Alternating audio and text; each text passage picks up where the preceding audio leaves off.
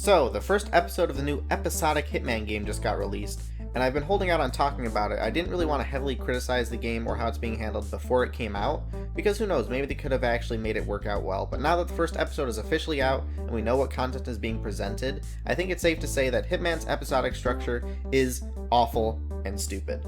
Now, I have no problem with episodic games that are designed to be episodic games. When a game is made from the ground up as an episodic experience and is created with that very specific sense of pacing and narrative in mind, episodic games can be extremely rewarding. Telltale's Walking Dead or even Square Enix's and Don't Nod's own Life is Strange are fantastic examples of games that were made to be episodic releases.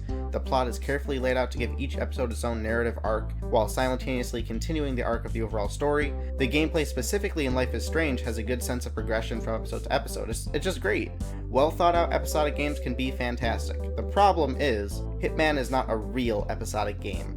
Instead, Hitman is a full game that's being chopped up and sold as pieces, and I have a lot of problems with this. First and foremost, a full game is not meant to have its parts split up and played as individual pieces. When you take a product that's meant to be sold as a full beginning to end experience and split it up, what you end up giving your customers is a bunch of shallow, empty, unfinished products.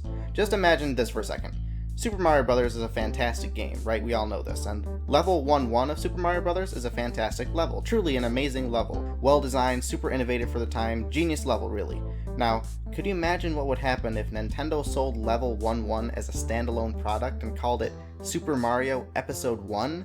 That would be absolutely absurd. It'd be ludicrous. It would be an awful business decision. See, no matter how amazing, well-designed, and high-quality the level may be, it just isn't a worthwhile experience as its own product. And as crazy as that scenario may sound, that's exactly what Square Enix is doing with Hitman. The first episode is comprised of a tutorial prologue and one real level. One level. And from what we've heard so far, the rest of the episodes are going to be only one level long as well. And sure, it's a pretty nice level. It's a big cool mansion in Paris that you can sneak around and do all your Hitman-y stuff in, but it's just one level, being sold as its own product, presumably so Square Enix can fund the production of the rest of the game or something. And that leads into the second problem I have with this. Why exactly are they doing this? Do they just not have enough money to make the full game or something? Like, do they actually need to split this one game into a bunch of parts to fund the creation of the rest of the game? If AAA game development costs are so bloated that they need to sell levels of the game months apart to fund the game, that's very troubling for the game industry. The game industry would not be able to survive if every single company started doing this. It's insane. Or is it more of a malicious reason? Do they want to sell the game as parts and exploit gamers who are willing to buy the game in pieces? Ensure that the game has a constant revenue stream for them throughout the year, possibly entice players into paying the full price of the game in pieces over time, rather than waiting for a sale when the full game is eventually coming out a year later. The statement they gave is kind of crazy. They wanted to create a living game that will expand and evolve over time and establish a foundation for the future, but that's pretty much PR speak for we don't actually want to say why we're doing this crazy nonsense. And sure, some people will say, well, you can just buy the game in 2017 when the full game is finished.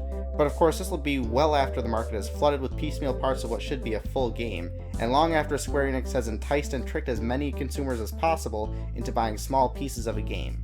And all of this will almost surely hurt the games and the franchise's reception and relevance. But more to the point, saying, hey, you don't have to personally comply with this awful, stupid, exploitative thing the company's doing, doesn't make it better that the company's doing an awful, stupid, exploitative thing.